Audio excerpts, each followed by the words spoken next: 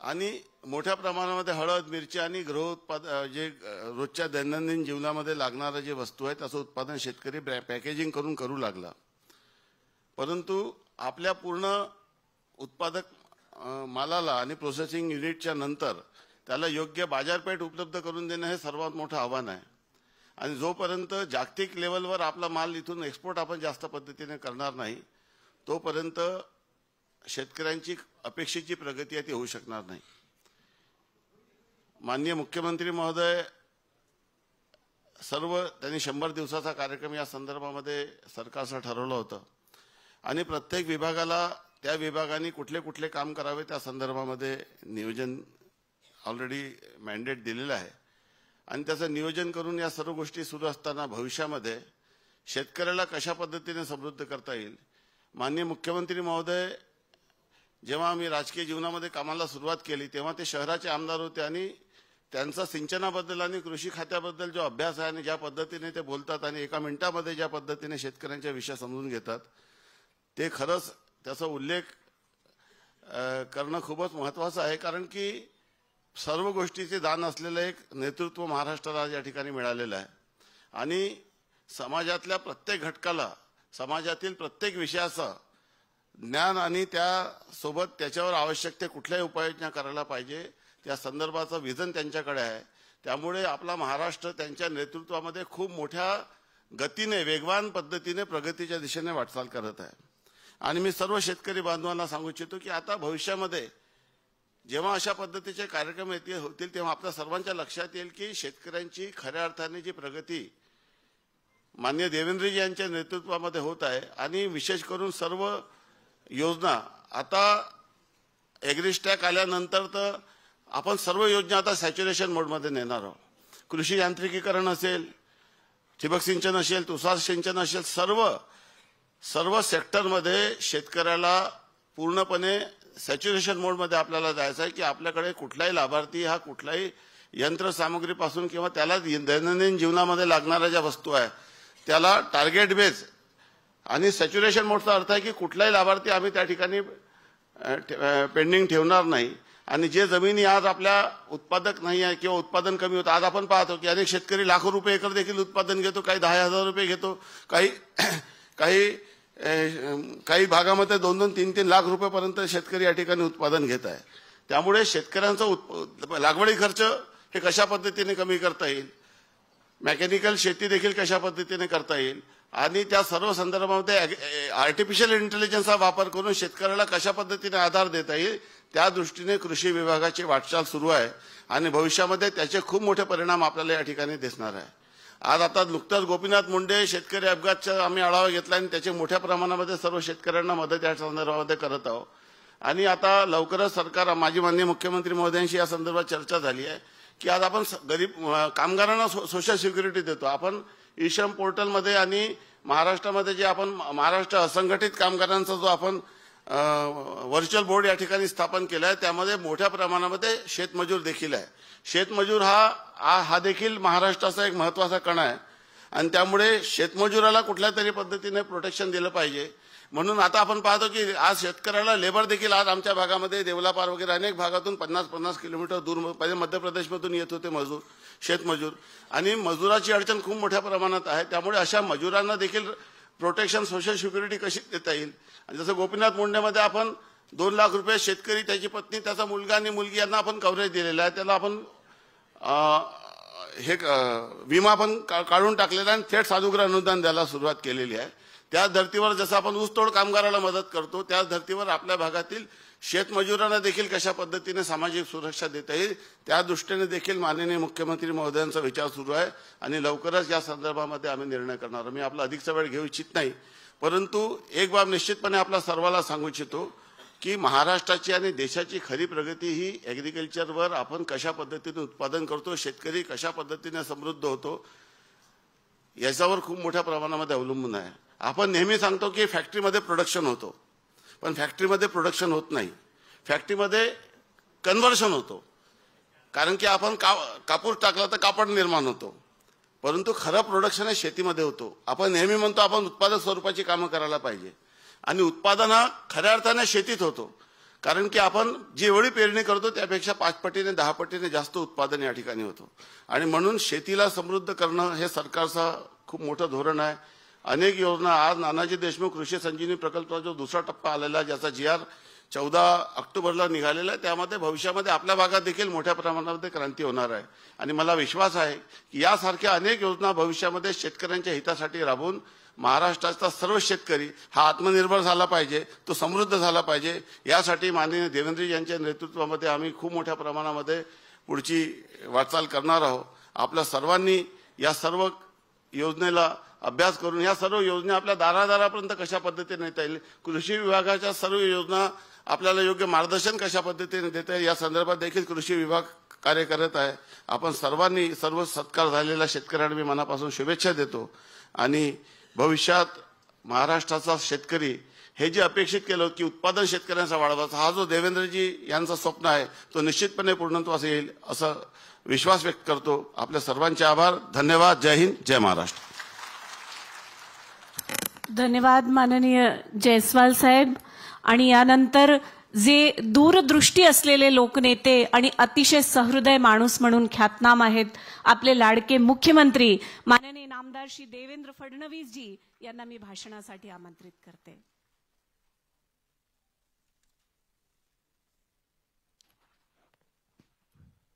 हिंदवी स्वराज्याचे सरसंस्थापक छत्रपती शिवरायांना मानाचा मुजरा करतो.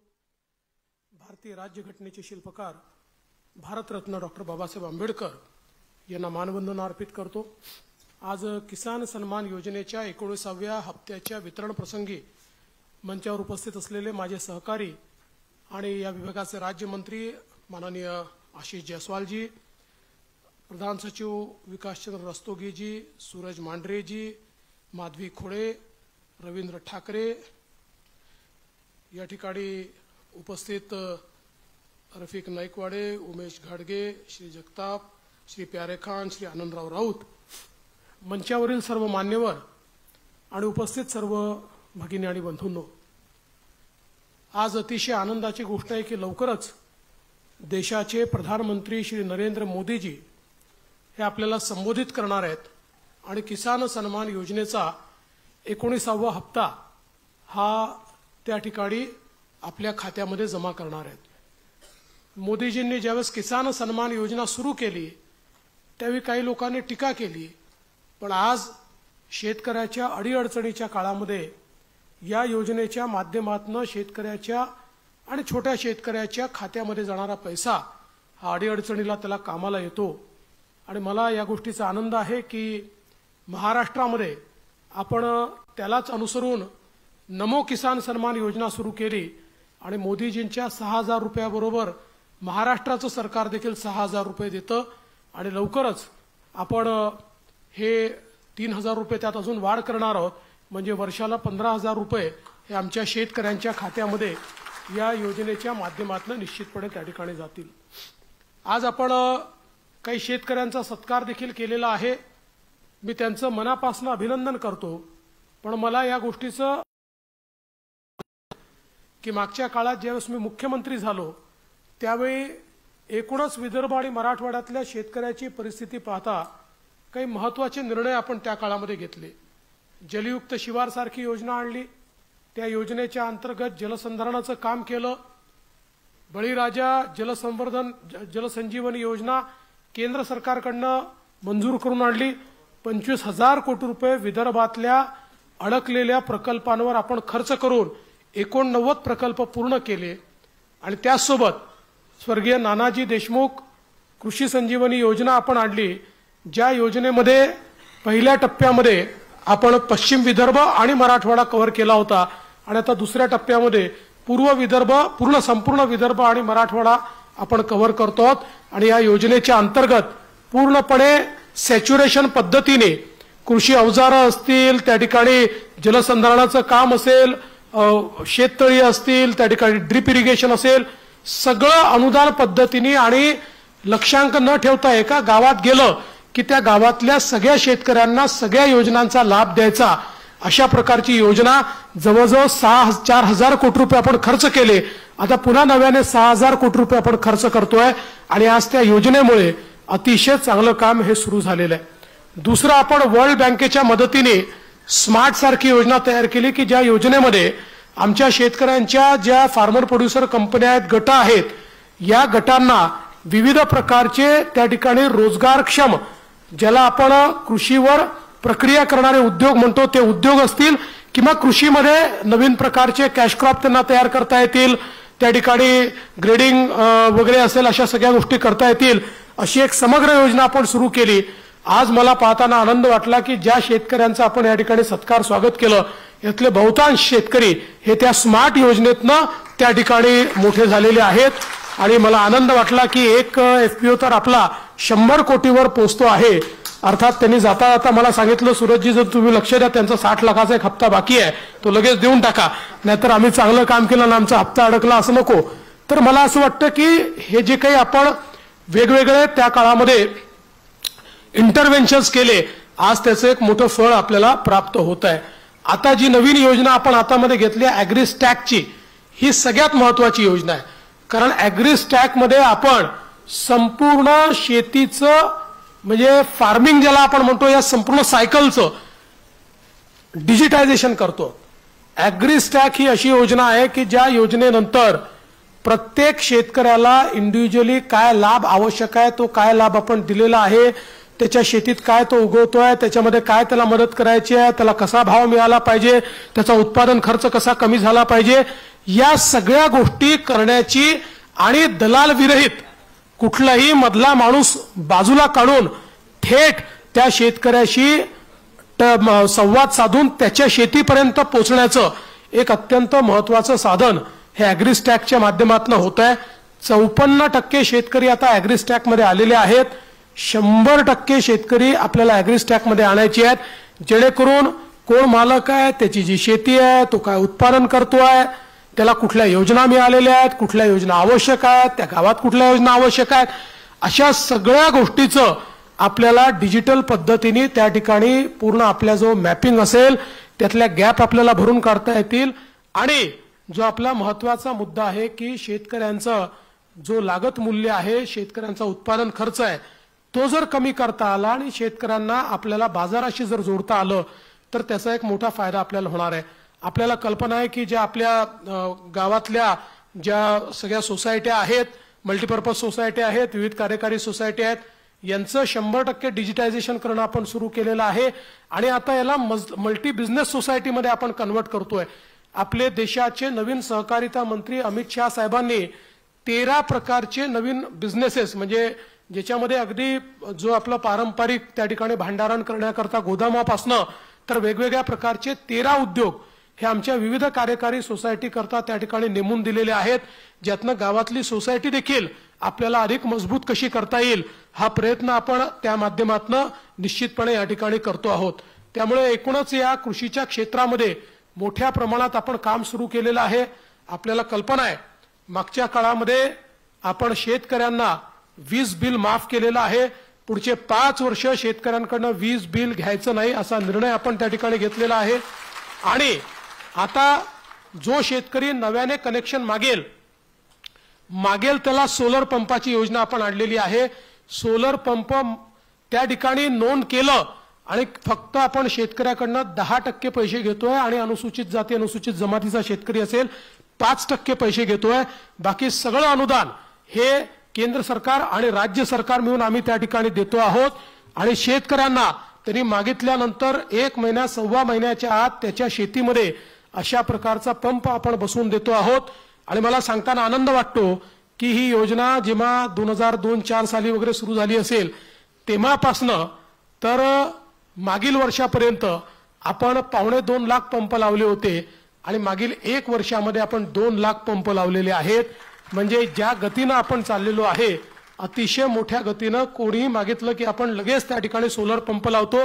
पुढचे 25 वर्ष त्याला त्या ठिकाणी विजेच्या बिलाची चिंता नाही आणि पहिले 5 वर्ष त्या पंपाची देखरेख आमच्याकडे, पंप चोरीला गेला त्याचा इन्शुरन्स आमच्याकडे, कुठल्याही प्रकारची अडचण आली तर त्या अडचणीची वर मात करणं आमच्याकडे, अशा प्रकारची ही योजना आपण या ठिकाणी सुरू केलेली आहे, जेणेकरून शेतकऱ्यांना मोठ्या प्रमाणात त्याचा फायदा आपण देतोय. सिंचनाच्या संदर्भातही आपल्याला माहिती आहे की आम्ही पहिल्या 5 वर्षामध्ये एक रेकॉर्ड पद्धतीनं मी सांगितलं 89 आपण योजना मंजूर केल्या, त्या पूर्ण केल्या.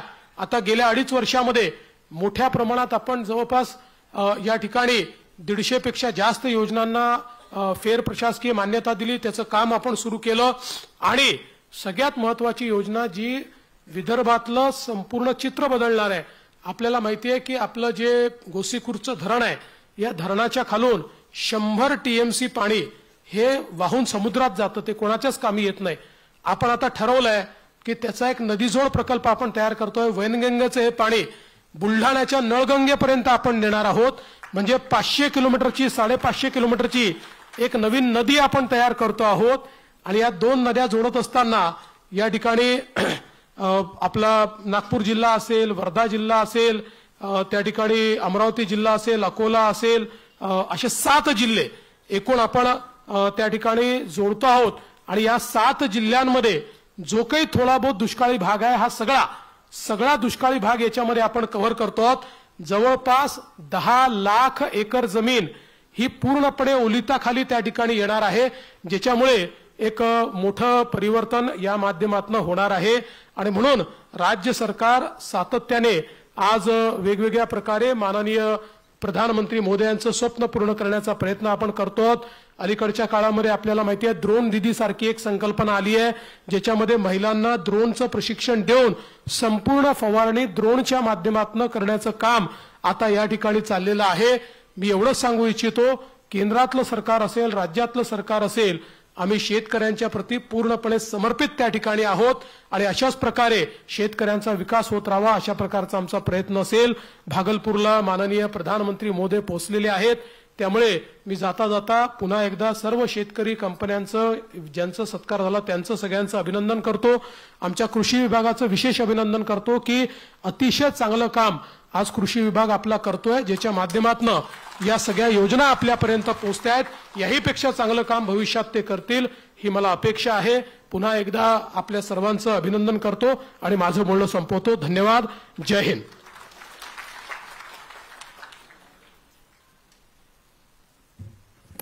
धन्यवाद माननीय मुख्यमंत्रीजी. आणि आता आपण थेट भागलपूरहून इथून कनेक्ट होणार आहोत. माननीय पंतप्रधानांचा तिथे शुभागमन झालंय.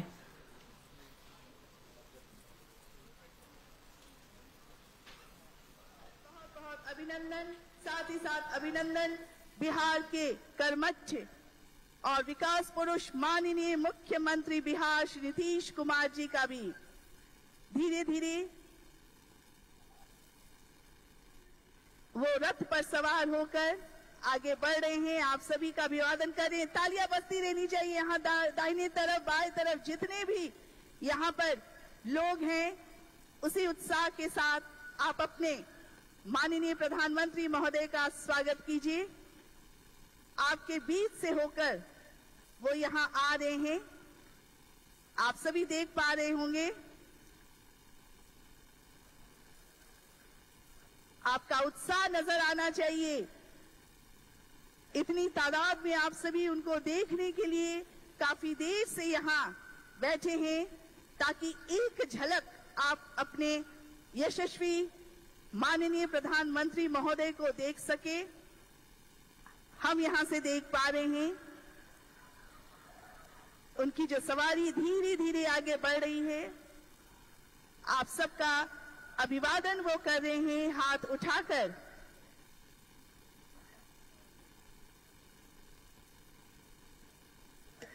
बहुत ही खूबसूरत नजारा आप सबके बीच से होकर आपके अपने माननीय प्रधानमंत्री महोदय आपके बीच आ रहे हैं, आपके समक्ष आ रहे हैं. तालियों की गड़गड़ाहट से आप सभी स्वागत कीजिए अपने यशस्वी, लोकप्रिय एवं विश्व नेता माननीय प्रधानमंत्री श्री नरेंद्र मोदी जी का. ये अद्भुत नजारा इस ऐतिहासिक दिन पर, जिसे आप वर्षों वर्षों तक याद रखेंगे, आपका उत्साह, आपका जोश आपकी तालियों में नजर आनी चाहिए। तालियों की गड़गड़ाहट के साथ स्वागत करें सभी हम, जोरदार तालियों के साथ।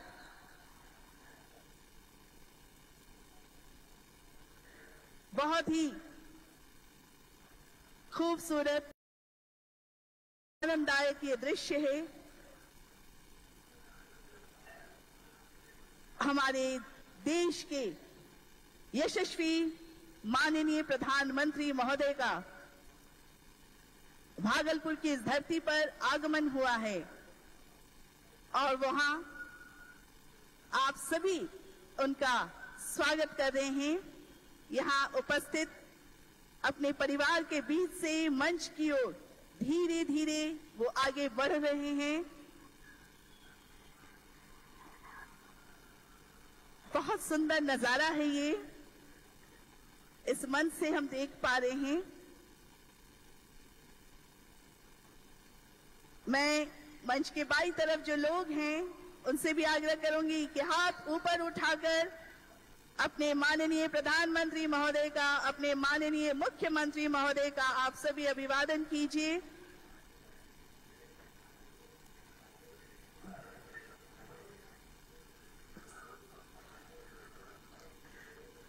यहां मंच से भी हमारे माननीय मंत्रीगण हाथ हिलाकर तालियों की गड़गड़ाहट से हमारे यशस्वी माननीय प्रधानमंत्री महोदय, हमारे बिहार के माननीय मुख्यमंत्री महोदय का स्वागत कर रहे हैं। अद्भुत दृश्य, अद्भुत नजारा, अद्भुत क्षण, सभी कोई अपने अपने कैमरे में इसे कैद कर रहे हैं। यह इस अद्भुत नजारे को जो कभी कभी हमें देखने को मिलता है,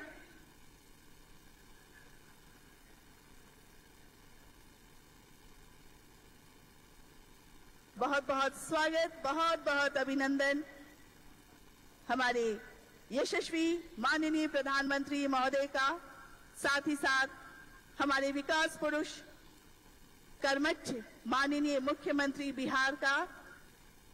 भागलपुर की इस धरती पर किसान सम्मान समारोह में आपका आगमन हुआ है। कृषि एवं किसान मंत्रालय भारत सरकार द्वारा आयोजित इस कार्यक्रम में, और बस कुछ ही क्षण में हमारे माननीय प्रधानमंत्री महोदय, माननीय मुख्यमंत्री महोदय आप सबों के समक्ष इस मुख्य मंच पर आएंगे। इस ऐतिहासिक कार्यक्रम को आप देखने के लिए काफी देर से यहां बैठे हैं, इस ऐतिहासिक कार्यक्रम का साक्षी बनने के लिए। और वो अद्भुत पल, वो अद्भुत नजारा अभी आप सबों ने देखा, और कुछ ही क्षण में माननीय प्रधानमंत्री महोदय मंच पर आप सबों के समक्ष होंगे, मंचासीन होंगे। आप सभी अपनी अपनी जगह पर बैठ जाएं और जैसे ही आगमन हो मंच पर, हाथ उठाकर करतल ध्वनि से हृदय खोलकर आप उनका अभिनंदन करेंगे।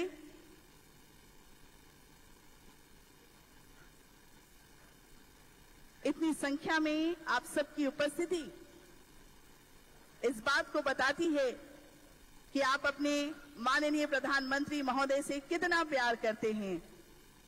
ये जोश, ये उत्साह आप सबका बरकरार रहे, इसके लिए आप सबों का बहुत बहुत धन्यवाद। प्रधानमंत्री किसान सम्मान निधि योजना की 19वीं किश्त जारी करेंगे। प्रधानमंत्री नरेंद्र मोदी जिस गाड़ी में सवार हैं उसमें मुख्यमंत्री नीतीश कुमार भी वहां मौजूद लोगों का अभिवादन करते दिख रहे हैं। प्रधानमंत्री भी लोगों का अभिवादन स्वीकार करते दिखाई दे रहे हैं। बड़ी संख्या में महिलाएं मौजूद हैं। आज का दिन बिहार के लिए एक तरह से बेहद महत्वपूर्ण दिन है, क्योंकि आज भागलपुर की ही धरती से प्रधानमंत्री नरेंद्र मोदी किसान सम्मान निधि योजना की 19वीं किस्त जारी करेंगे और इस योजना के तहत 9 करोड़ 80 लाख किसानों के खाते में 22,000 करोड़ रुपए ट्रांसफर किए जाएंगे।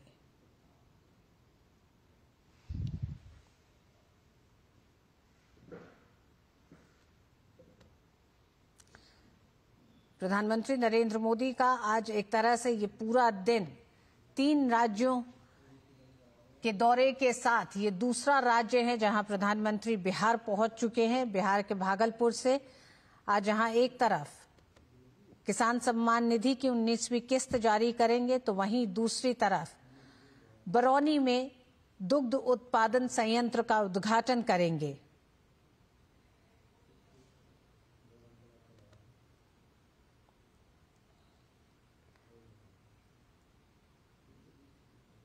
प्रधानमंत्री करीब 1 घंटे तक भागलपुर में रहेंगे।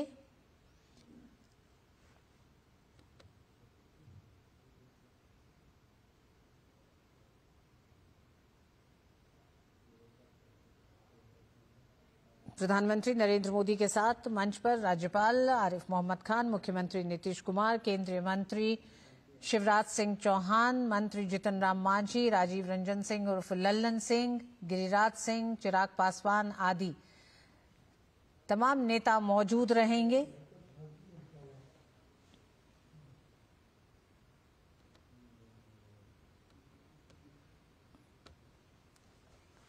प्रधानमंत्री नरेंद्र मोदी बिहार के भागलपुर में इस समय मौजूद हैं। बड़ी संख्या में लोग मौजूद हैं, महिलाएं आपको दिखाई दे रही हैं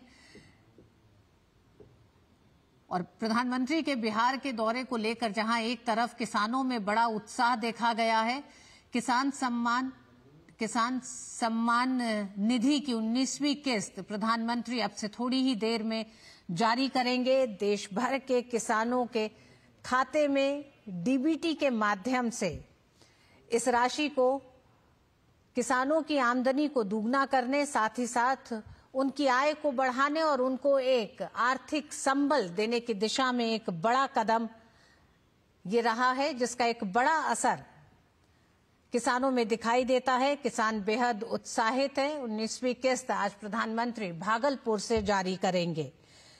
इस योजना के तहत करीब 9 करोड़ 80 लाख किसानों के खाते में 22,000 करोड़ रुपए ट्रांसफर किए जाएंगे। और बिहार पहुंचने से पहले हम जानते हैं प्रधानमंत्री नरेंद्र मोदी इससे पहले भारत में निवेश को आकर्षित करने के लिए मध्य प्रदेश के भोपाल में एक तरफ ग्लोबल इन्वेस्टमेंट समिट का उद्घाटन कर उसमें हिस्सा लेकर अब बिहार पहुंचे हैं। बिहार के भागलपुर में अब से थोड़ी ही देर में प्रधानमंत्री किसान सम्मान निधि योजना की 19वीं किस्त को जारी करेंगे। प्रधानमंत्री के इस दौरे से बिहार में खासा उत्साह दिखाई दे रहा है, तो वहीं दूसरी तरफ बिहार की राजनीतिक पार्टियों में भी एक खलबली दिखाई दे रही है। प्रधानमंत्री के आज के इस दौरे के लिए बिहार का हर नागरिक उत्साहित है और भागलपुर पूरी तरह से अपने प्रधान सेवक की अगवानी के लिए तैयार दिखाई दे रहा है। ये रैली स्थल के ये इस समय आप दृश्य देख रहे हैं जहां प्रधानमंत्री नरेंद्र मोदी मुख्यमंत्री नीतीश कुमार के साथ इस गाड़ी में सवार होकर रैली स्थल तक पहुंचे हैं। इस बीच में रैली ग्राउंड पर मौजूद बड़ी संख्या में लोगों ने प्रधानमंत्री नरेंद्र मोदी का अभिवादन किया है। महिलाएं एक बड़ी संख्या में हैं और हमें एक तरह से अगर हम पिछले 10-15 साल की बात करें तो बिहार की महिलाओं को राजनीतिक और आर्थिक रूप से सशक्त करने की तमाम जन कल्याणकारी योजनाओं का एक बड़ा असर दिखाई दिया है। बिहार का नाम हमेशा से स्वयं सहायता समूहों की जो तमाम महिलाएं हैं उन्होंने इस पूरे मॉडल को सफल बनाया है अपनी भागीदारी से और ग्रामीण स्तर पर स्वयं सहायता समूह ने महिलाओं को आर्थिक रूप से सशक्त किया है। एक बड़ी संख्या में महिलाएं आपको रैली ग्राउंड में दिखाई दे रही हैं जहां प्रधानमंत्री का वो अभिवादन कर रही हैं।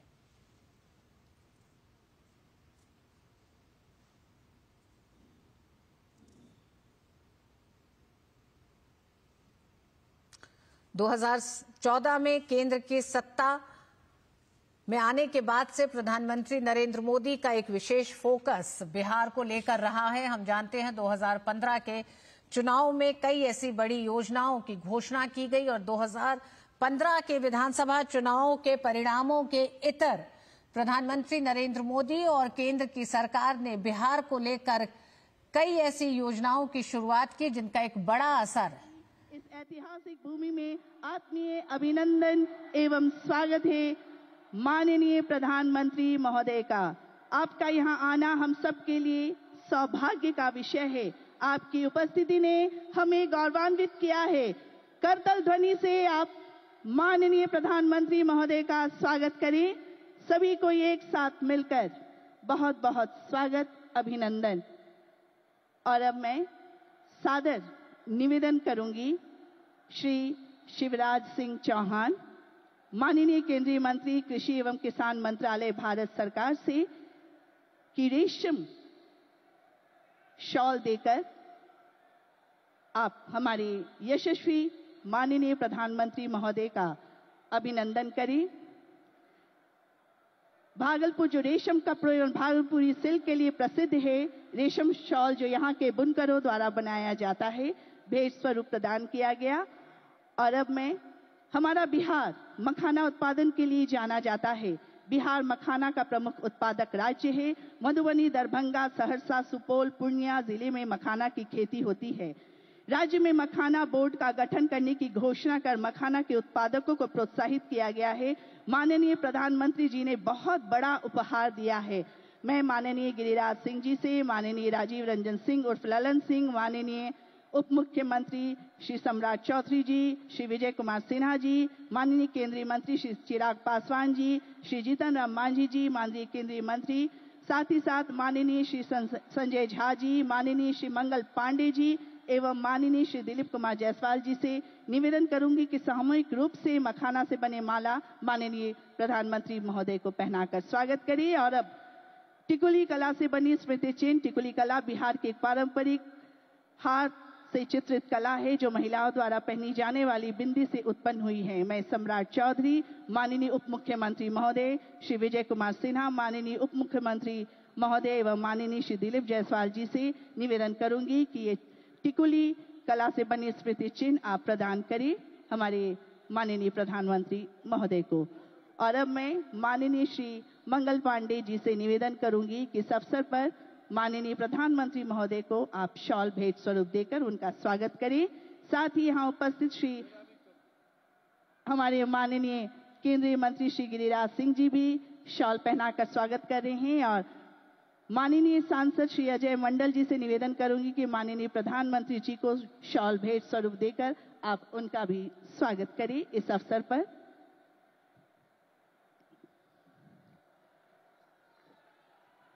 बहुत बहुत धन्यवाद। हमारे माननीय श्री दिलीप जायसवाल सर भी अभिनंदन कर रहे हैं माननीय प्रधानमंत्री महोदय का। आभार।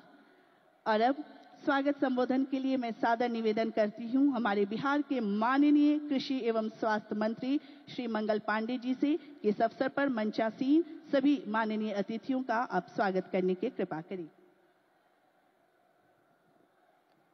आज हम सबों के बीच विराजमान देश के यशस्वी प्रधानमंत्री, विश्व के सबसे लोकप्रिय नेता आदरणीय नरेंद्र मोदी जी, बिहार के माननीय राज्यपाल आरिफ मोहम्मद खान साहब, हम सबों के माननीय मुख्यमंत्री आदरणीय नीतीश कुमार जी, मंच पर विराजमान सभी केंद्रीय मंत्रीगण, माननीय उप मुख्यमंत्रीगण, माननीय मंत्रीगण, माननीय सांसद, माननीय विधायकगण, और आज भागलपुर के इस हवाई अड्डा मैदान पर लाखों लाख की संख्या में आए हुए हमारे सभी प्यारे भाइयों बहनों, किसान भाइयों, मीडिया के साथियों, आज हम सब लोगों के लिए बहुत ही सौभाग्य की बात है कि आदरणीय प्रधानमंत्री नरेंद्र मोदी जी इस अंग प्रदेश में आए हैं, महर्षि संत मिहि जी के धरती पर आए हैं। हम एक बार यहां उपस्थित सभी लोगों से आग्रह करेंगे कि खड़े होकर अपने आदरणीय प्रधानमंत्री जी का इस अंग प्रदेश में जोरदार स्वागत और अभिनंदन तालियों की गड़गड़ाहट के साथ करें, जोरदार ताली बजनी चाहिए। आदरणीय प्रधानमंत्री जी, हम आपके आभारी हैं कि आपने किसान सम्मान निधि का 19वां किस्त जारी करने का निर्णय बिहार की धरती से लिया है। बिहार की धरती को आपने चयनित किया। आपका और आदरणीय शिवराज जी का, जो हमारे कृषि मंत्री हैं, हम सब लोग बहुत हृदय से आभारी हैं। आज देश के किसानों को 22,000 करोड़ रुपए से अधिक की राशि आपके द्वारा यहां से दी जाने वाली है। बिहार के किसान, खास करके उत्तर बिहार के किसान, आपके विशेष आभारी हैं कि इस बार के बजट में आपने बिहार को एक ऐतिहासिक सौगात दिया है। मखाना बोर्ड के रूप में बिहार के सभी मखाना उत्पादक किसान हृदय से आपका आभार व्यक्त करते हैं। आदरणीय प्रधानमंत्री जी, आपका यह कदम बहुत ऐतिहासिक है, बिहार के किसानों की समृद्धि को बढ़ाने वाला है। मैं अपने आदरणीय मुख्यमंत्री जी को भी धन्यवाद देना चाहूंगा। पहला रोड मैप से लेके आज चौथे रोड मैप तक की जो सफल यात्रा हुई है, जिसमें किसानों की समृद्धि पूरे राज्य में हुई है, अपने आदरणीय मुख्यमंत्री जी को आभार व्यक्त करता हूं कि आपके नेतृत्व में बिहार के किसानों की खुशहाली और समृद्धि बढ़ रही। आदरणीय प्रधानमंत्री जी, आपने जिस तरीके से बिहार में इथेनॉल प्लांट लगाने की स्वीकृति दी है, आज बिहार के अंदर किसानों को उसके कारण बहुत खुशहाली और समृद्धि मिली है। इथेनॉल प्लांट लगने से जो मक्का के हमारे किसान हैं, आज मक्का के किसान बहुत खुशहाल हो गए। 3-4 साल पहले जो मक्का 1500 रुपए क्विंटल बिकता था, आज वो बाजार में मक्का 2600-2700 रुपए क्विंटल किसानों का बिक रहा है। और यह संपूर्ण क्षेत्र जहां हम सब लोग आज यहां इकट्ठे हुए हैं, यह संपूर्ण क्षेत्र मक्का उत्पादन के लिए भी बहुत इसकी ख्याति है। इस क्षेत्र के किसानों को बहुत प्रसन्नता है। यह जो धरती है, भागलपुर की धरती, अंग प्रदेश की धरती, ये जर्दालू आम के लिए, कतरनी धान के लिए, केला और मक्का के लिए जाना जाता है। इस संपूर्ण क्षेत्र के जो हमारे किसान भाई बहन हैं, उन सभी लोगों के तरफ से मैं आपका स्वागत और अभिनंदन करता हूं। और आपको बताना चाहता हूं कि यहाँ पे जो ये आज कार्यक्रम हो रहा है, हम सब लोगों ने किसानों के लिए भी एक बहुत बड़ी प्रदर्शनी लगाई है और किसान भाई बहन उस प्रदर्शनी को भी देखे हैं। आपका प्रधानमंत्री जी हृदय से स्वागत और अभिनंदन करता हूं। धन्यवाद। महोदय का बहुत बहुत धन्यवाद। और अब मैं संबोधन हेतु विनम्र अनुरोध करती हूं श्री रामनाथ ठाकुर, माननीय राज्य मंत्री कृषि एवं कल्याण मंत्रालय, भारत सरकार, कि इस अवसर पर हमें संबोधित करने की कृपा करें।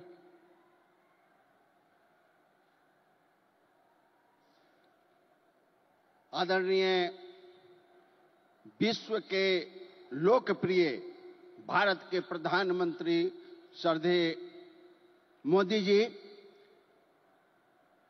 बिहार के राज्यपाल श्रद्धेय मोहम्मद आरिफ खान साहब, भारत सरकार के कृषि मंत्री श्रद्धेय शिवराज सिंह चौहान साहब, जन जन के नेता, विकास पुत्र, बिहार के मुख्यमंत्री भाई नीतीश कुमार जी, मंच पर विराजमान एनडीए गठबंधन के सभी नेतागण, सांसदगण, विधायकगण, मंत्रीगण और बिहार के कोने कोने से आए हुए नौजवान साथियों, किसान भाइयों, माताओं और बहनों, मीडिया कर्मियों, सबसे पहले बिहार की तरफ से, 13 जिलों की तरफ से आपका एक बिहारी नागरिक होने के नाते मैं आपका हार्दिक अभिनंदन करता हूं, हार्दिक स्वागत करता हूं।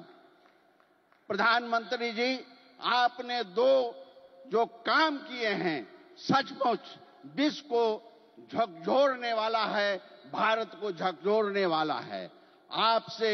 आपने जो किसान किया है 19वीं किस्त का, उसके लिए मैं अपनी तरफ से और बिहार वासियों की तरफ से, 80 लाख किसानों की तरफ से आपका हार्दिक अभिनंदन, आपका हार्दिक स्वागत करता हूं।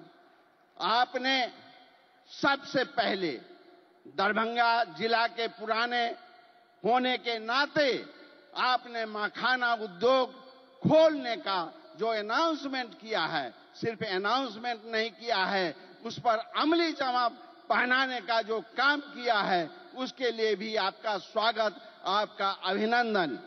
आपसे निवेदन है कि इसी तरह जिस तरह आप बिहार को देखते आए हैं, किसानों के लिए बजट में जो प्रावधान किया है उसके लिए आपको हार्दिक बधाई, हार्दिक बधाई। और बिहार के विकास के पथ पर हमारे मुख्यमंत्री जी जो काम कर रहे हैं उसके लिए भी उनको बधाई। इन्हीं चंद शब्दों के साथ मैं अपनी बात खत्म करता हूं। जय हिंद, जय भारत। माननीय श्री रामनाथ ठाकुर जी का, माननीय राज्य मंत्री महोदय का दिल से आभार। कृषि एवं किसानों के कल्याण के लिए सतत प्रयत्नशील रहने वाले हमारे माननीय केंद्रीय मंत्री कृषि एवं किसान मंत्रालय भारत सरकार श्री शिवराज सिंह चौहान जी से निवेदन करती हूं कि इस अवसर पर अपने विचार को हमारे समक्ष रखने की कृपा करें।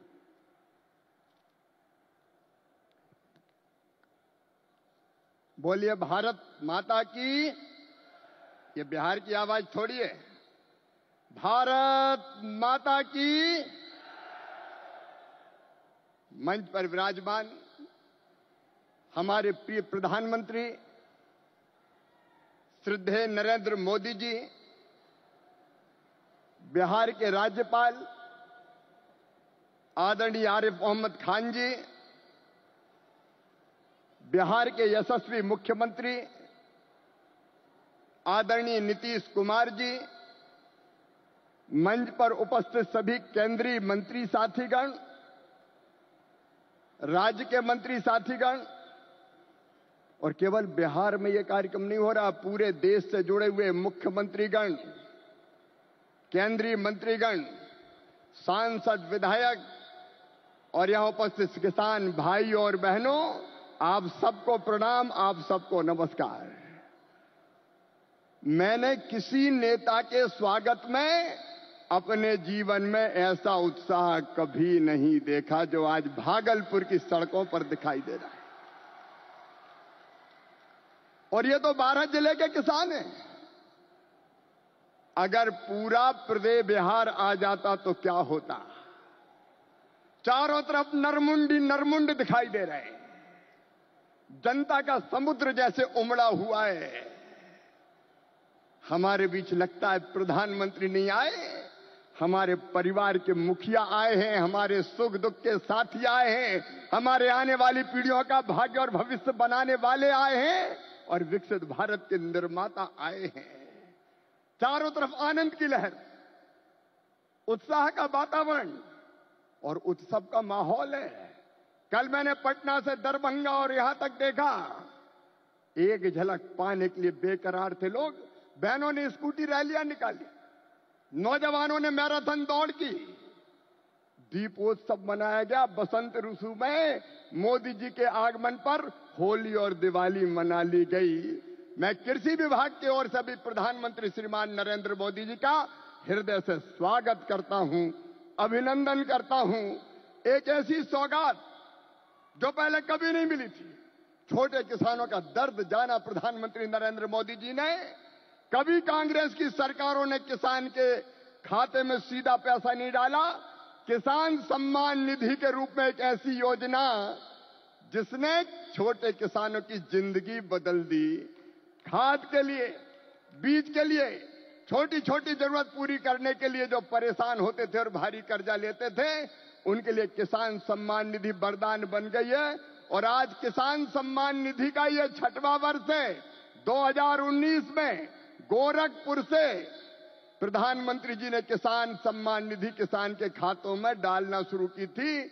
और 6वें वर्ष आज मैं आप सबसे निवेदन करता हूं, आज भागलपुर आए, एक बार फिर दोनों हाथ ऊपर उठा के तालियां बजा के प्रधानमंत्री जी का स्वागत कीजिए, अभिनंदन कीजिए। और केवल इतने नहीं, मैं केवल बताना चाहता हूं आपको, जो बड़ी बड़ी बातें करते हैं कांग्रेस के और बाकी राजद के नेता, जब उनकी सरकारें 2014 तक थी तब कृषि का बजट था केवल 21,000 करोड़ रुपया। और आज कृषि मंत्री के रूप में मैं गर्व से कह रहा हूं, इस बजट में कृषि का जो बजट है वो है 1,27,000 करोड़ रुपया। और ये तो केवल कृषि विभाग का है। ललन सिंह जी, चिराग जी, हम सबके एलाइड जो और संबद्ध विभाग है उनका जोड़ लो तो 1,52,000 करोड़ रुपया। और केवल इतने नहीं, आप जानते हैं खाद की सब्सिडी प्रधानमंत्री नरेंद्र मोदी जी कितना देते हैं? 1,95,000 करोड़ रुपया पिछले साल दिए हैं। किसान भाइयों, आप यूरिया की एक बोरी खरीदते हैं 266 रुपया में, लेकिन 266 में नहीं आती, 1744 में आती है। और उस बोरी के लिए 1478 रुपया किसान के भरते हैं श्रीमान नरेंद्र मोदी जी, ये सरकार भरती है। डीएपी की एक बोरी आज 3,083 रुपए में आ रही है, लेकिन प्रधानमंत्री किसान को देते हैं केवल 1,350 रुपया में। कितनी बातें बताऊं? एमएसपी पर खरीदी कभी कांग्रेस ने नहीं की, यूपीए की सरकार ने नहीं की, लेकिन 10 साल में 20 लाख करोड़ रुपया से ज्यादा फसलों की एमएसपी पे खरीदी की तो प्रधानमंत्री नरेंद्र मोदी जी ने की। किसानों का ऐसा हितैषी कौन होगा? कौन होगा किसानों का ऐसा हितैषी? मैं बताना चाहता हूं कि छोटे छोटे किसानों की जरा भी तकलीफ अगर प्रधानमंत्री जी को समझ में आती है तो तत्काल कदम उठाते हैं। इस बजट में बिहार वालों प्रधानमंत्री धन धान्य कृषि विकास योजना बनाई है। जिन जिलों में कृषि का उत्पादन कम है, ऐसे 100 जिले चुनकर उनमें कृषि के उत्पादन को बढ़ाने के लिए प्रधानमंत्री जी के नेतृत्व में विशेष योजनाएं बनाई जाएंगी और जिनका पूरा लाभ बिहार के किसानों को मिलेगा। बिहार के किसानों को, मेरे बिहार के किसान भाइयों और बहनों, दलहन का उत्पादन यहां बहुत होता था। मैं आज कहता हूं कृषि मंत्री के नाते, आप दलहन का उत्पादन करें। उड़द, मसूर, तुअर सबकी सब खरीदेगी भारत सरकार, आप चिंता ना करें। और जब मखाना पैदा करने वाले किसानों का दर्द देखा प्रधानमंत्री जी ने, तो बिहार के मखाना उत्पादक किसानों के लिए बना दिया मखाना विकास बोर्ड। मखाना पैदा करने वाले किसानों की भी तकदीर बदलेगी। मैं आप सबकी ओर से फिर प्रधानमंत्री नरेंद्र मोदी जी का इस कार्यक्रम में अभिनंदन करता हूं और एक ही निवेदन करता हूं, प्रधानमंत्री जी की तड़प है विकसित भारत का निर्माण, उसके लिए परिश्रम की पराकाष्ठा और प्रयत्नों की परिसीमा कर रहे हैं। आइए मेरे बहनों और भाइयों, देश भर के किसानों, हम सब संकल्प लें कि प्रधानमंत्री नरेंद्र मोदी जी के विकसित भारत के निर्माण में हम अपनी क्षमता भर अपना योगदान भी देंगे, क्योंकि हम सब मिलकर प्रधानमंत्री जी के नेतृत्व में विकसित भारत बनाएंगे। और ये संकल्प लेने के लिए मेरे साथ दोनों हाथ ऊपर उठा के, दोनों मुट्ठी बांध के, भारत माता की जय बोल के विकसित भारत के निर्माण में प्रधानमंत्री जी को सहयोग देने का संकल्प लेंगे। उठाइए दोनों हाथ, बांधिए दोनों मुट्ठी और मेरे साथ बोलिए भारत माता की, भारत माता की, भारत माता की। बहुत बहुत धन्यवाद। माननीय केंद्रीय मंत्री महोदय का बहुत बहुत धन्यवाद। और अब मैं संबोधन हेतु सादर अनुरोध करती हूं हमारे बिहार राज्य के कर्मठ मुखिया और विकास पुरुष माननीय मुख्यमंत्री श्री नीतीश कुमार जी से इस अवसर पर संबोधित करने हेतु।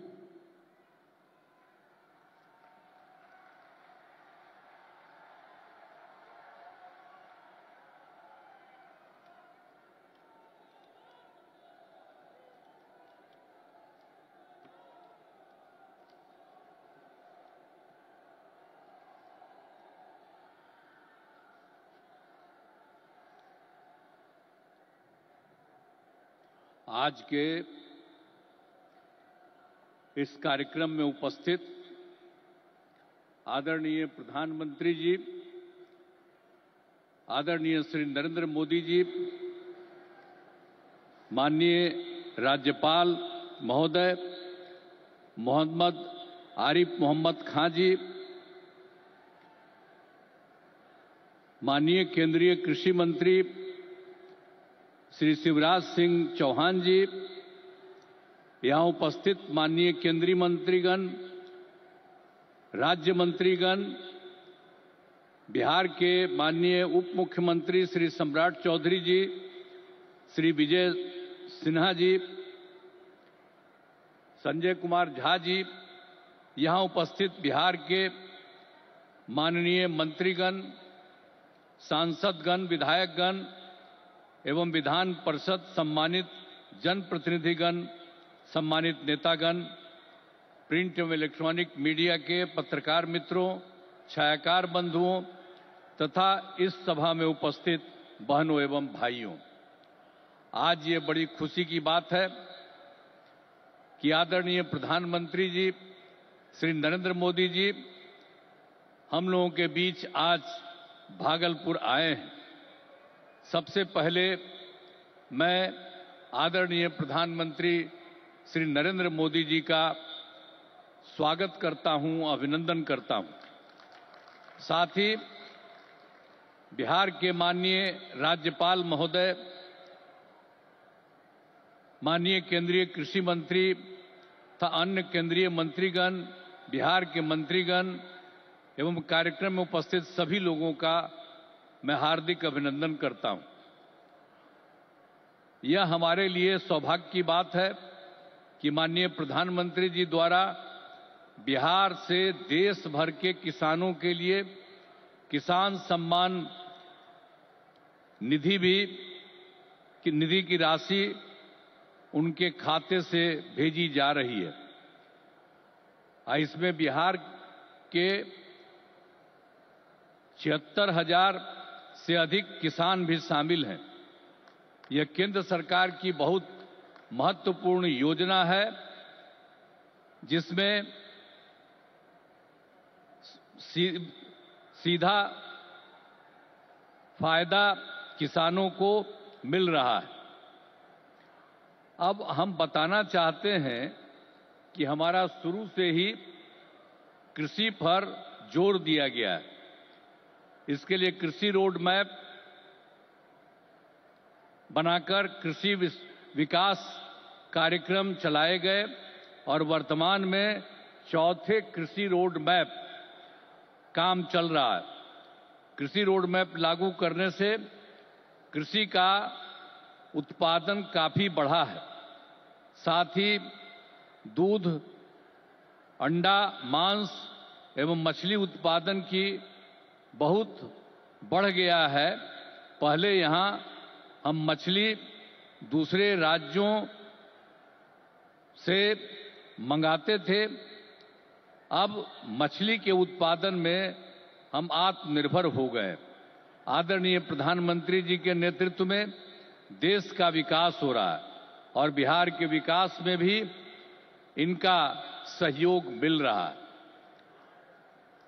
पिछले बजट में, अब जो पिछला बजट इन्होंने इस बार के चुनाव में शुरू हुआ, आर्थिक सहायता के रूप में सड़क, उद्योग, स्वास्थ्य, पर्यटन, बाढ़ नियंत्रण के लिए बड़ी राशि देने की घोषणा की गई। अब इस वर्ष के बजट में भी बिहार में मखाना बोर्ड, ग्रीन फील्ड एयरपोर्ट की स्थापना, पश्चिमी कोसी नगर के लिए वित्तीय सहायता, राष्ट्रीय स्तर के 7 प्रसंस्करण संस्थान की स्थापना एवं पटना ITI के विस्तार की घोषणा की गई। यानी पिछली बार सरकार बनी तो उस बार भी उन्होंने बहुत जगह, 5 जगह विशेष तौर पर खास करके, और इस बार तो और कई जगहों पर इन्होंने काम किया। तो इसीलिए इन सब चीजों के बारे में हम आदरणीय प्रधानमंत्री श्री नरेंद्र मोदी जी को हृदय से मैं उनका अभिनंदन करता हूं, धन्यवाद देता हूं। और बिहार की प्रगति में केंद्र का सहयोग सराहनीय है। और हम लोग जो आए यहां सरकार में, कब आए? 24 नवंबर 2005 को, और उसमें हम लोगों ने सरकार बनी थी। तब से हम लोग बिहार के विकास में लगे हुए हैं और सभी क्षेत्रों में तेजी से विकास हो रहा है। लेकिन याद है ना, जब हम लोग आए थे पहली बार सरकार में, तो उस समय क्या स्थिति थी आप जानते हैं। शाम के बाद कोई घर से बाहर नहीं निकलता था, ये बुरा हाल है। जगह जगह लोग तरह तरह की बात करते, लेकिन जो लोग भी शासन में थे तो आप समझिए शाम में भी घर से बाहर नहीं निकलते थे। और साथ में समाज में कितना विवाद होता था, हिंदू मुस्लिम का भी झगड़ा वो लोग करते रहते थे। वोट मुस्लिम का ले लेते लेकिन झगड़ा करते रहते थे, होते रहता था। अब पढ़ाई का हाल खराब था, इलाज का पूरा इंतजाम नहीं था उन लोगों के टाइम में, सड़कें बहुत कम थी और जो थी उसका बुरा हाल था। अब बिजली तो बहुत कम थी, देहाती इलाकों में कहां कोई बिजली थी। अरे पटना राजधानी, वहां पर बिजली जो लगाए रहते थे उसमें क्या था, मुश्किल से 8 घंटा बिजली होता था। यही हालत था उस समय का। और उसके बाद हम लोगों ने कितना काम किया, किसी प्रकार का अब डर नहीं है। राज्य में प्रेम, भाईचारा और शांति का माहौल है। सभी क्षेत्रों में जैसे शिक्षा, स्वास्थ्य, सड़क, बिजली, पानी पर काफी काम किया जाता है। और 2005-06 में राज्य का बजट मात्र 28,000 करोड़ रुपया था। यानी उस समय जो सरकार वो लोग बनाए थे, तो हम लोगों की सरकार तो आई थी 2005 में, 24 नवंबर 2005 को तो सरकार पहले से बनी हुई थी। तो उसमें क्या था, बजट मात्र 28,000 करोड़ था। लेकिन हम लोगों ने लगातार काम किया और इनका पूरा सहयोग मिलता रहा है। अब उसके चलते क्या हुआ है, अब 3 लाख करोड़ रुपए से अधिक हो गया है। अब इतना ज्यादा यहां पर हो रहा है और इनका सारा सब जगह से सहयोग मिल रहा है। तो हाल ही में हम प्रगति यात्रा पर गए और सभी जिलों में, अभी तो इस बार हम गए ना भाई, सब जगह गए प्रगति यात्रा पर, सभी जिलों में जाकर विकास के कामों को देखा। जहां पर जो काम बचे या कमी रह गई उसका आकलन किया गया। और आप जानते हैं कि इन्हें पूरा करने के लिए 400 से अधिक नई योजनाओं की स्वीकृति दी गई है, जिन पर लगभग 30,000 करोड़ रुपए खर्च दिए गए। जो हम लोगों ने देख लिया है इस बार, जहां जहां जो कमी है उसको एक एक बात, और लोग जो आए उसमें भी कुछ कहा, सब चीज को लेकर के हम लोगों ने ये तय किया है कि उसके लिए हम लोग काम करेंगे। और ये काम करेंगे उसके बारे में हमने आपको संक्षेप में बनाया कि इतना ज्यादा सब तरह से हम लोग करेंगे और बिहार को विकास राज्य बनाने में सपना पूरा करेंगे, तो देश के विकसित बनाने में अपना हम लोग योगदान देंगे, इतना करेंगे। और अब आदरणीय प्रधानमंत्री नरेंद्र मोदी जी का पुनः अभिनंदन करता हूं और उन्हें धन्यवाद देता हूं कि उन्होंने जिस तरह से अब मदद करना शुरू कर दिया है। और इसके साथ ही बिहार के माननीय राज्यपाल महोदय का भी को भी मैं इज्जत करता हूं एवं इस कार्यक्रम में जुड़े सभी अतिथियों का भी मैं आभार व्यक्त करता हूं। और इस कार्यक्रम के आयोजन हेतु केंद्र एवं राज्य सरकार के सभी अधिकारियों एवं कर्मचारियों को धन्यवाद देता हूं। और आदरणीय प्रधानमंत्री जी आ गए हैं और ये बहुत सारी बातों की चर्चा करेंगे। और जब यहां पर आए हैं तो आप जान लीजिए इस एरिया के विकास के लिए भी काम होगा, पूरे बिहार के विकास के लिए काम होगा और ये पूरे देश के विकास के लिए काम कर रहे हैं। और अब इधर उधर कुछ नहीं, पूरे देश में इन्हीं के नेतृत्व में आगे और काम बढ़ेगा।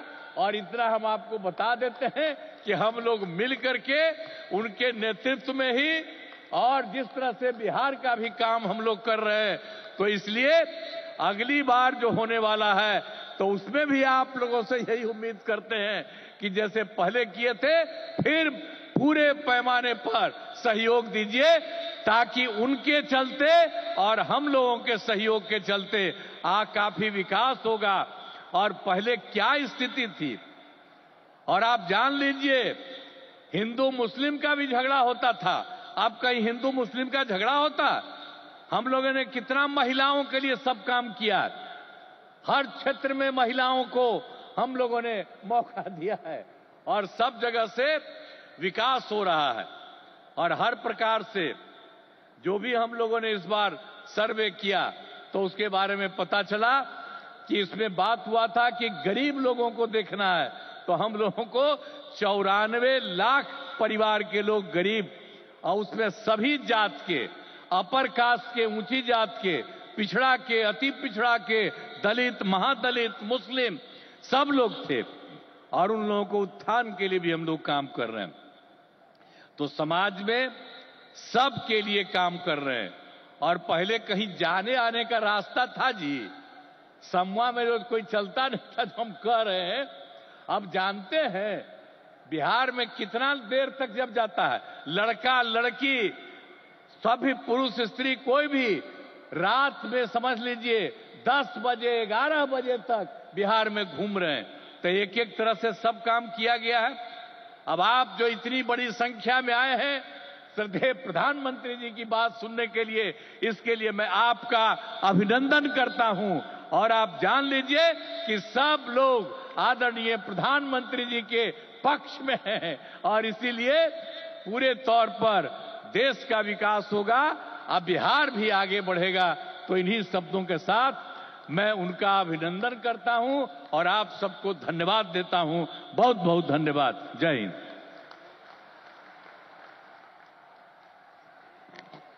माननीय मुख्यमंत्री बिहार श्री नीतीश कुमार जी का बहुत बहुत धन्यवाद। हमारे प्रधानमंत्री जी जो कि विकास के प्रतीक हैं और आप जिस जिस क्षेत्र में जाते हैं वहां पर अनेकों विकास एवं प्रगति की सौगातें भेंट करते हैं। आज भी इस क्रम में माननीय प्रधानमंत्री जी के कर कमलों से किसानों को पीएम किसान सम्मान निधि की 19वीं किस्त, जिसके अंतर्गत 9.8 करोड़ से अधिक किसान परिवारों को रुपये 22,000 करोड़ से अधिक की धनराशि सीधे उनके बैंक खातों में हस्तांतरित की जाएगी। इसी के साथ 10,000 एफपीओ किसान उत्पादक संगठन के सफलतापूर्वक गठन को राष्ट्र को समर्पण। मोतिहारी बिहार में लगभग 34 करोड़ रुपए की लागत से निर्मित सेंटर ऑफ एक्सीलेंस को राष्ट्र को समर्पण। बिहार के बरौनी में लगभग 113 करोड़ रुपए की लागत से एक नए दुग्ध संयंत्र को राष्ट्र को समर्पण। रुपये 526 करोड़ की लागत से तैयार 36.45 किलोमीटर लंबे डबलिंग ऑफ वारसलीगंज नवादा तिलैया को राष्ट्र को समर्पण। तत्पश्चात 47 करोड़ रुपए की लागत से निर्मित 342 मीटर लंबे इस्माइलपुर रफीगंज ओवरब्रिज फ्लाईओवर राष्ट्र को समर्पित करेंगे।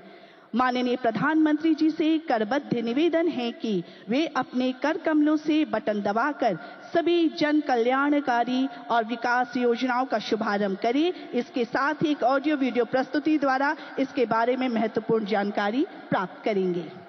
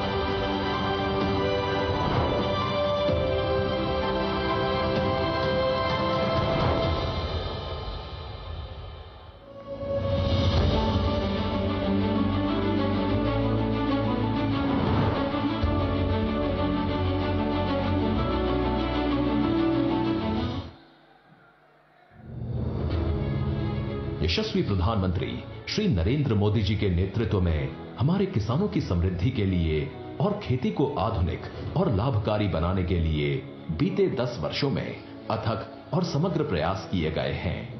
हमारे मेहनती किसान भाई बहनों के हितों के लिए समर्पित भारत सरकार ने मिट्टी की जांच और सिंचाई से लेकर खाद तक, बीज और बीमा से लेकर बाजार तक, क्रेडिट कार्ड से लेकर ड्रोन के उपयोग तक और एफपीओ से लेकर किसान समृद्धि केंद्र तक ऐसी कई पहलों से कृषि क्षेत्र को नई मजबूती दी है।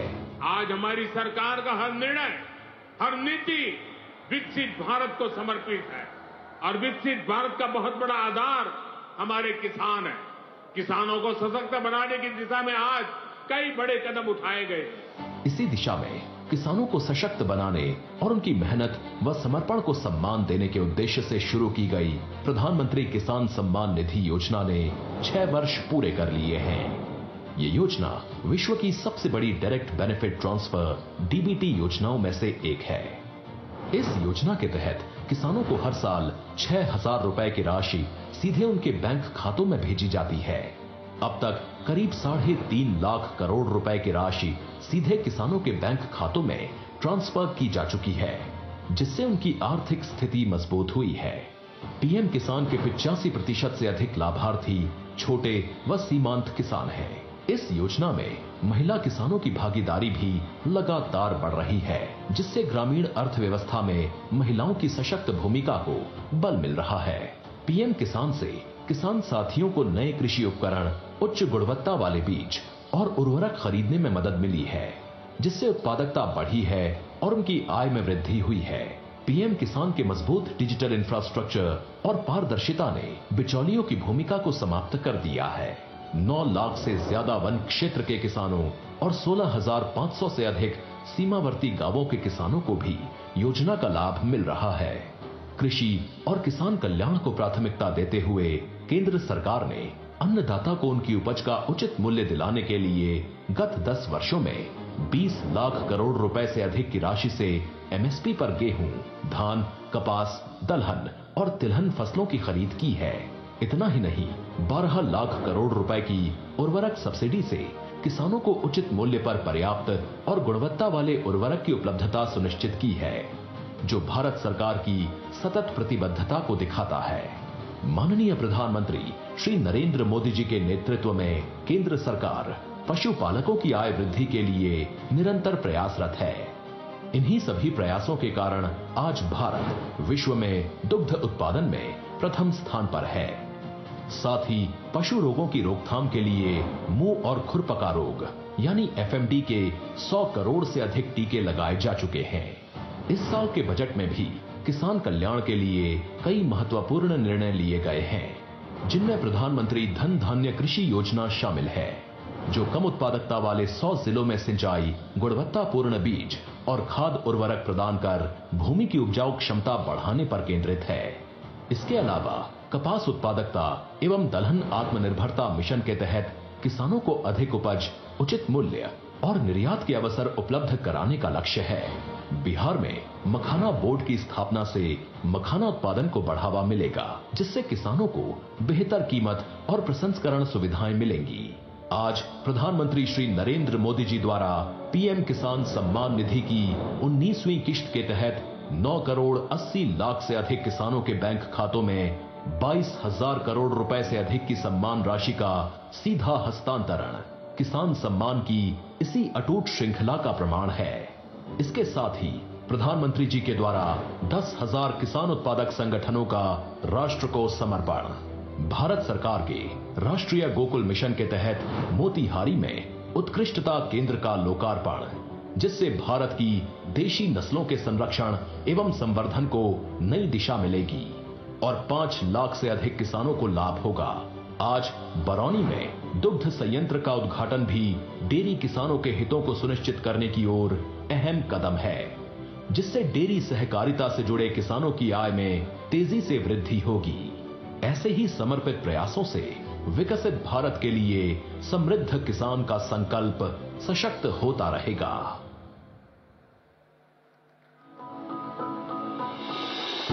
बिहार जहां बुद्ध को ज्ञान और महावीर को निर्वाण प्राप्त हुआ। कृषि बिहार की अर्थव्यवस्था का मुख्य आधार है और राज्य की 77% आबादी कृषि पर निर्भर है। राज्य के कृषि और उससे जुड़े क्षेत्रों के सतत विकास के लिए वर्ष 2008 में एक सुविचारित कृषि रोड मैप की परिकल्पना माननीय मुख्यमंत्री श्री नीतीश कुमार जी द्वारा की गई, जिसके चौथे संस्करण का शुभारंभ 18 अक्टूबर 2023 को भारत की माननीय राष्ट्रपति श्रीमती द्रौपदी मुर्मू जी द्वारा किया गया। वर्ष 2008 के प्रथम कृषि रोड मैप की शुरुआत से राज्य सरकार के 12 विभाग आपसी समन्वय से राज्य के कृषि और संबद्ध क्षेत्रों के चहुमुखी विकास के लिए कार्य कर रहे हैं, जिनके प्रभाव स्वरूप आज बिहार देश में मक्के का दूसरा सबसे बड़ा, गेहूं और चावल में छठा, मसूर में चौथा, मूंग और गन्ने में 5वां सबसे बड़ा उत्पादक राज्य बन चुका है। इसके अलावा बिहार देश का चौथा सबसे बड़ा सब्जी उत्पादक और 8वां सबसे बड़ा फल उत्पादक राज्य भी है। लीची, मशरूम और मखाना के उत्पादन में बिहार अव्वल स्थान पर है, जबकि आलू और आम में तीसरा, शहद में चौथा तथा केले में 7वां स्थान रखता है। देश के कुल मखाना उत्पादन का 90% उत्पादन बिहार में होता है। भारत सरकार द्वारा बिहार में मखाना बोर्ड की स्थापना का निर्णय लिया गया है। कृषि उत्पादन में हो रही उत्तरोत्तर वृद्धि के लिए बिहार को अब तक 5 बार कृषि कर्मण पुरस्कार से सम्मानित किया गया है। राज्य के 6 प्रमुख कृषि उत्पादों को जीआई टैग भी मिल चुका है। कृषि क्षेत्र में ये शानदार उपलब्धियां हासिल हुई हैं सरकार की नीतियों और यहाँ के किसानों की असाधारण मेहनत से, जिनकी भूरी भूरी प्रशंसा माननीय प्रधानमंत्री जी द्वारा भी अपने मन की बात कार्यक्रम में की गई है। कृषि क्षेत्र के विकास में कृषि शिक्षा के महत्व के प्रति बिहार शुरू से ही सजग रहा है। वर्तमान सरकार द्वारा राज्य में कृषि विश्वविद्यालय एवं कई महाविद्यालयों की स्थापना की गई है। देश में पहली बार कृषि स्नातक छात्रों को छात्रवृत्ति देने के संग बिहार सरकार द्वारा इसी माह हजारों नए कृषि विशेषज्ञों की नियुक्ति भी की गई है। कृषि क्षेत्र में नई तकनीकों, प्रौद्योगिकी के प्रयोग और अवसंरचनाओं के विकास को संकल्पित बिहार सरकार द्वारा अपने 7 निश्चय 2 के संकल्प हर खेत को बिजली, हर खेत को पानी के तहत सिंचाई के लिए अलग से कृषि विद्युत फीडर की स्थापना करने के संग जल जीवन हरियाली अभियान के अंतर्गत सूक्ष्म सिंचाई, पक्का चेक डैम, नए कुओं का निर्माण तथा तालाब, आहर पईन का जीर्णोद्धार भी किया जा रहा है। राज्य सरकार की पहल से बिहार का हर मेहनतकश अन्नदाता समृद्धि और स्वावलंबन की नई ऊंचाइयों को छुएगा।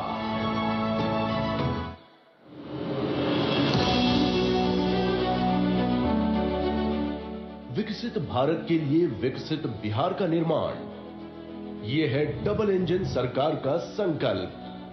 बिहार वो धरती है जिसने सदियों तक देश का नेतृत्व किया। विकसित भारत के लिए बिहार का विकसित होना उतना ही जरूरी है। प्रधानमंत्री मोदी जी ने इस साल के बजट में बिहार को रेलवे के लिए रिकॉर्ड 10,000 करोड़ रुपए से अधिक दिए हैं। आज बिहार में 12 वंदे भारत ट्रेनें एवं देश की पहली अमृत भारत एक्सप्रेस ट्रेन चल रही हैं। इसी श्रृंखला में आज बिहार को 2 नई रेल परियोजनाओं की सौगात मिल रही है। वारिसलीगंज नवादा तिलैया रेलखंड का दोहरीकरण, 500 करोड़ रुपए से अधिक की लागत से बना 36 किलोमीटर लंबा ये रेलखंड यातायात क्षमता बढ़ाने के साथ ही मेन लाइन और सहयोगी लाइन पर ट्रैफिक दबाव को भी कम करेगा। इसका लाभ नवादा और आसपास के जिलों की बड़ी आबादी को तो मिलेगा ही, साथ ही दिल्ली हावड़ा मार्ग पर यात्रा करने वाले यात्री भी लाभान्वित होंगे। दूसरा प्रोजेक्ट है करीब 50 करोड़ रुपए की लागत वाला Ismailpur Rafiganj road over bridge. इससे औरंगाबाद जिले में रेल एवं सड़क यातायात सुगम और सुरक्षित होगा। स्थानीय लोगों को रेलवे क्रॉसिंग पर अब रुकना नहीं पड़ेगा और वे निर्बाध यात्रा कर सकेंगे। बिहार के लोगों के हितों के लिए और बिहार के समग्र विकास के लिए केंद्र और बिहार की डबल इंजन सरकार ऐसे ही समर्पित प्रयास करती रहेगी। हृदय की गहराइयों से बहुत बहुत धन्यवाद माननीय प्रधानमंत्री जी को कि आपने पूरे देश को बिहार की धरती से सौगात भेंट किया है। आपके कार्य और आपके शब्द हम सभी को सदैव प्रेरणा देते हैं। आपसे करबद्ध निवेदन है कि कृपया आप सबका मार्गदर्शन करें तथा हमें अपने प्रेरणादायी विचारों से लाभान्वित करें। हमारे माननीय प्रधानमंत्री श्री नरेंद्र मोदी जी।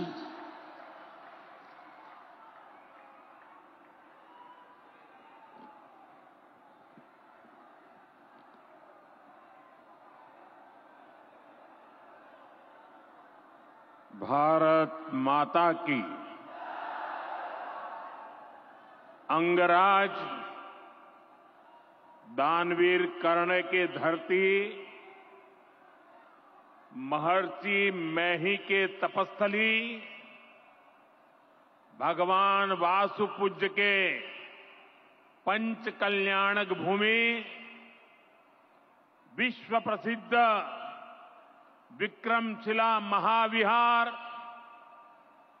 बाबा बूढ़ानाथ के पवित्र भूमि पे सब भाई बहन सैनिक के प्रणाम करे छिए।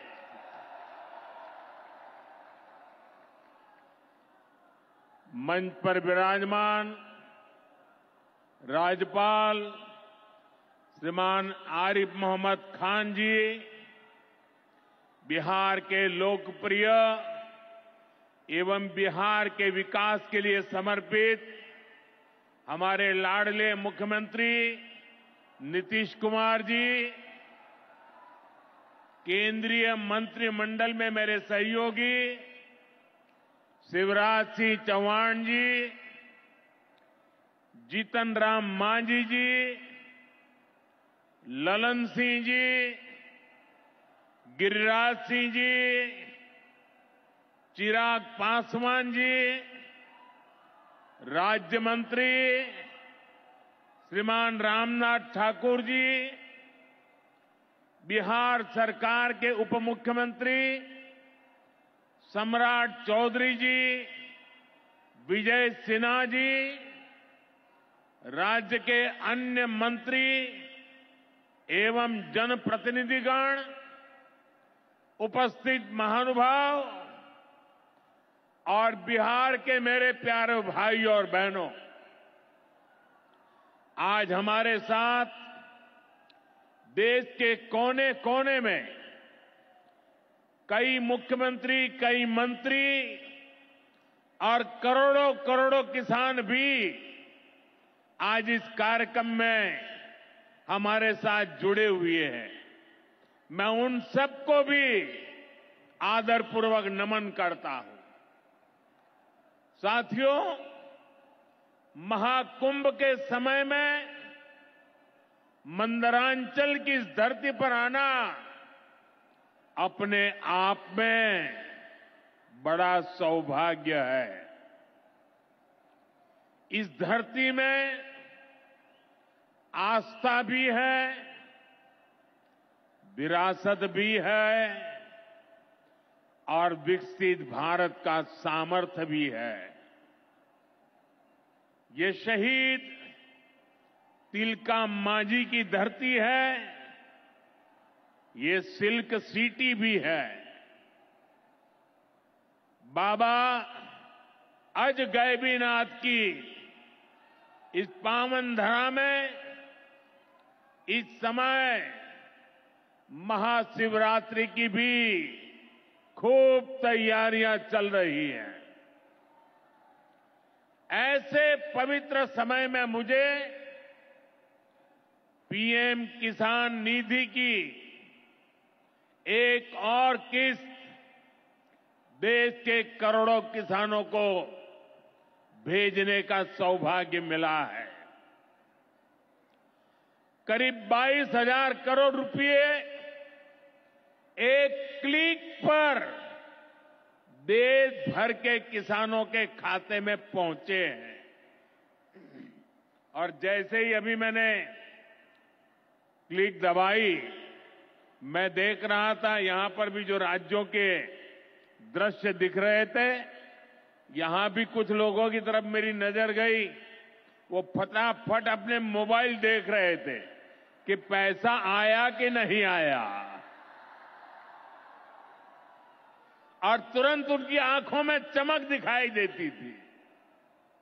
साथियों, आज जो किसान सम्मान निधि दी गई है, इसमें बिहार के भी 75 लाख से अधिक किसान परिवार है। बिहार के किसानों खाते में आज सीधे करीब 1600 करोड़ रुपए उनके खाते में पहुंच चुके हैं। मैं बिहार और देश के सभी किसान परिवारों को बहुत बहुत शुभकामनाएं देता हूं, बधाई देता हूं। साथियों, मैंने लाल किले से कहा है कि विकसित भारत के 4 मजबूत स्तंभ है। ये स्तंभ है गरीब, हमारे अन्नदाता किसान, हमारे नौजवान, हमारे युवा और हमारे देश की नारी शक्ति। एनडीए सरकार चाहे केंद्र में हो या फिर यहां नीतीश जी के नेतृत्व में चल रही सरकार हो, किसान कल्याण हमारी प्राथमिकता में है। बीते दशक में हमने किसानों की हर समस्या के समाधान के लिए पूरी शक्ति से काम किया है। किसान को खेती के लिए अच्छे बीज चाहिए, पर्याप्त और सस्ती खाद चाहिए, किसानों को सिंचाई की सुविधा चाहिए, पशुओं का बीमारी से बचाव चाहिए और आपदा के समय नुकसान से सुरक्षा चाहिए। पहले इन सभी पहलुओं को लेकर किसान संकट से घिरा रहता था। जो लोग पशुओं का चारा खा सकते हैं, वो इन स्थितियों को कभी भी नहीं बदल सकते। एनडीए सरकार ने इस स्थिति को बदला है। बीते वर्षों में हमने सैकड़ों आधुनिक किस्म के बीज किसानों को दिए। पहले यूरिया के लिए किसान लाठी खाता था और यूरिया की कालाबाजारी होती थी। आज देखिए, किसानों को पर्याप्त खाद मिलती है। हमने तो कोरोना के महासंकट में भी किसानों को खाद की कमी नहीं होने दी। आप कल्पना कर सकते हैं कि अगर एनडीए सरकार न होती, क्या होता? साथियों, अगर एनडीए सरकार न होती तो आज भी हमारे किसान भाई बहनों को खाद के लिए लाठियां खानी पड़ती। आज भी बरौनी खाद कारखाना बंद पड़ा होता। दुनिया के अनेक देशों में खाद की बोरी जो 3,000 रुपये की मिल रही है, वो आज हम किसानों को 300 रुपये से भी कम में देते हैं। एनडीए सरकार न होती तो यूरिया की एक बोरी भी आपको 3,000 रुपये की मिलती। हमारी सरकार किसानों के बारे में सोचती है, उनकी भलाई के लिए काम करती है। इसलिए यूरिया और डीएपी का जो पैसा किसानों को खर्च करना था, वो केंद्र सरकार खुद खर्च कर रही है। बीते 10 साल में करीब 12 लाख करोड़ रुपए जो खाद खरीदने के लिए आपके जेब से जाने थे, वो बच गए। वो केंद्र सरकार ने बजट में से दिए हैं। यानी इतना सारा पैसा, 12 लाख करोड़ रुपया देश के करोड़ों किसानों की जेब में बचा है। साथियों, एनडीए सरकार न होती तो आपको पीएम किसान सम्मान निधि ये भी नहीं मिलती। इस योजना को शुरू हुए अभी करीब 6 साल हुए हैं। अभी तक लगभग 3,70,000 करोड़ रुपए सीधे किसानों के खाते में पहुंच चुके हैं। बीच में कोई बिचौलिया नहीं, कोई कटकी कंपनी नहीं। 1 रुपया दिल्ली से निकले 100 पैसा सीधा पहुंचता है। ये आप जैसे छोटे किसान हैं जिनको पहले सरकार की योजनाओं का पूरा लाभ नहीं मिल पाता था। छोटे किसानों का हक भी बिचौलिए हड़प कर लेते थे। लेकिन ये मोदी है, ये नीतीश जी है जो किसानों के हक का किसी को नहीं खाने देंगे। जब ये कांग्रेस वाले, जंगल राज वाले सरकार में थे तो इन लोगों ने खेती का कुल जितना बजट रखा था उससे कई गुना ज्यादा पैसा तो हम सीधे आप किसानों के बैंक खातों में भेज चुके हैं। ये काम कोई भ्रष्टाचारी नहीं कर सकता है। ये काम वही सरकार कर सकती है जो किसान कल्याण के लिए समर्पित है। साथियों, कांग्रेस हो, जंगल राज वाले हो, इनके लिए आप किसानों की तकलीफ भी कोई मायने नहीं रखती।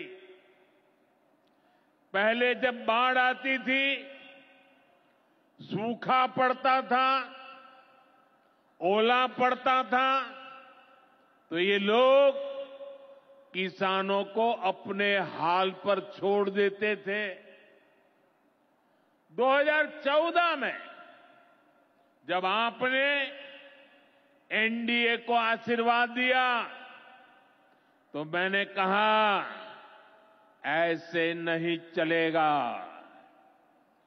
एनडीए सरकार ने पीएम फसल बीमा योजना बनाई। इस योजना के तहत 2.25 लाख करोड़ रुपए का क्लेम किसानों को आपदा के समय मिल चुका है। साथियों, जो भूमिहीन है, जो छोटे किसान है, उनकी आय को बढ़ाने में एनडीए सरकार पशुपालन को बढ़ावा दे रही है। पशुपालन गांव में हमारी बहनों को लखपति दीदी बनाने में भी बहुत काम आ रहा है। देश में अभी तक करीब 1.25 करोड़ लखपति दीदी बन चुकी है। इनमें बिहार की भी हजारों जीविका दीदियां शामिल है। बीते दशक में भारत में दूध उत्पादन 14 करोड़ टन से बढ़कर, ये याद रखिए, 10 साल में 14 करोड़ टन दूध उत्पादन से बढ़कर के 24 करोड़ टन दूध उत्पादन हो रहा है। यानी भारत ने दुनिया के नंबर 1 दूध उत्पादक के रूप में अपनी भूमिका को और सशक्त किया है। इसमें बिहार की भी बहुत बड़ी भागीदारी है। आज बिहार में सहकारी दूध संघ प्रतिदिन 30 लाख लीटर दूध खरीदता है। इसके कारण हर साल 3,000 करोड़ रुपए से अधिक बिहार के पशुपालकों, हमारी माताओं बहनों के खाते में पहुंच रहे हैं। साथियों, मुझे खुशी है कि डेयरी सेक्टर को बढ़ावा देने के हमारे प्रयासों को राजीव रंजन जी, हमारे ललन सिंह जी बहुत ही कुशलता के साथ आगे बढ़ा रहे हैं। इनके प्रयासों से यहां बिहार में 2 परियोजनाएं तेजी से पूरी हो रही है। मोतीहारी का सेंटर ऑफ एक्सीलेंस बेहतरीन देसी नस्ल की गायों के विकास में मदद करेगा। दूसरा बरौनी का मिल्क प्लांट है। इस क्षेत्र के 3 लाख किसानों को फायदा होगा, नौजवानों को रोजगार मिलेगा। साथियों, हमारे जो नाविक साथी हैं, जो मछुआरे साथी हैं, इनको पहले की सरकारों ने कोई फायदा नहीं दिया। हमने पहली बार मछली पालकों को किसान क्रेडिट कार्ड की सुविधा दी है। ऐसे ही प्रयासों से आज मछली उत्पादन में बिहार शानदार प्रदर्शन कर रहा है। और अभी जैसे मुख्यमंत्री जी ने बताया, पहले मछली हम बाहर से लाते थे और आज मछली में बिहार आत्मनिर्भर बन गया है। और मुझे याद है 2014 के पहले 2013 में जब मैं चुनाव अभियान के लिए आया था, तब मैंने कहा था कि मुझे आश्चर्य हो रहा है कि बिहार में इतना पानी है, मछली हम बाहर से क्यों लाते हैं। आज मुझे संतोष है कि बिहार के लोगों की मछली की जरूरत बिहार में ही पूरी हो रही है। 10 साल पहले बिहार मछली उत्पादन में देश के 10 राज्यों में से एक था। आज बिहार देश के टॉप 5 बड़े मछली उत्पादक राज्यों में से एक बन चुका है।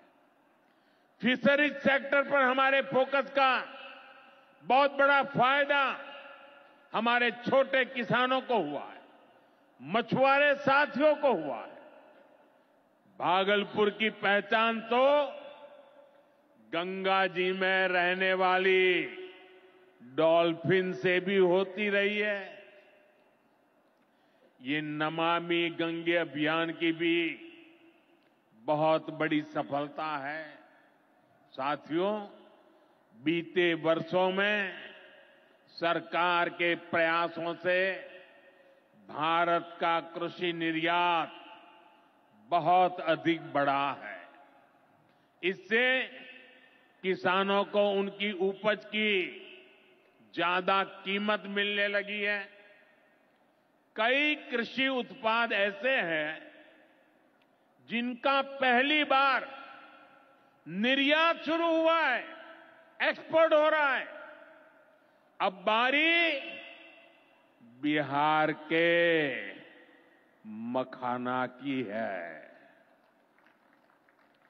मखाना आज देश के शहरों में सुबह के नाश्ते का प्रमुख अंग हो चुका है। मैं भी 365 दिन में से 300 दिन तो ऐसे होंगे कि मैं मखाना जरूर खाता हूं। ये एक सुपर फूड है जिसे अब दुनिया के बाजारों तक पहुंचाना है। इसलिए इस वर्ष के बजट में मखाना किसानों के लिए मखाना बोर्ड बनाने का ऐलान किया गया है। ये मखाना बोर्ड मखाना उत्पादन, प्रोसेसिंग, वैल्यू एडिशन और मार्केटिंग ऐसे हर पहलू में बिहार के मेरे किसानों की मदद करेगा। साथियों, बजट में बिहार के किसानों और नौजवानों के लिए एक और बड़ी घोषणा भी की गई है। पूर्वी भारत में फूड प्रोसेसिंग इंडस्ट्री को बढ़ावा देने के लिए बिहार एक बड़े केंद्र के रूप में उभरने वाला है। बिहार में national institute of food technology and entrepreneurship की स्थापना की जाएगी। यहां बिहार में कृषि के क्षेत्र में 3 नए सेंटर ऑफ एक्सेलेंस की भी स्थापित किए जाएंगे। इनमें से एक हमारे भागलपुर में ही स्थापित होगा। यह सेंटर आम की जर्दालू किस्म पर फोकस करेगा। 2 और केंद्र मुंगेर और बक्सर में बनाए जाएंगे, जो टमाटर, प्याज और आलू किसानों को मदद देंगे।